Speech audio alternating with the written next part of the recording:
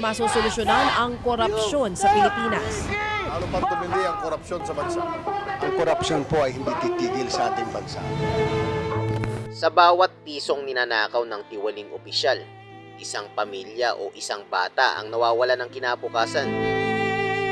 Ilang taon na tayong pinapangakuan, pero nasaan ang kaunlaran ng bayan? Sa politika marami ang nangangako, pero ilan lang ang tumutupad. Oras na para sa pamamahalang para sa bayan, hindi para sa bulsa, habang ang iba ay nangangako pa lang.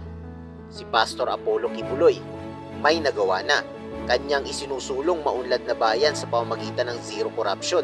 Ang totoong pagbabago, hindi lang sinasabi, ginagawa. Kung boboto ka ngayong eleksyon, dun ka na sa may nagawa na at may resulta.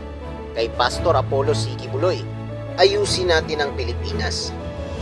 Huwag ang sariling bulsa. Pastor Apollo C. Kibuloy, number 53 sa balota. Zero corruption, tapat na aksyon.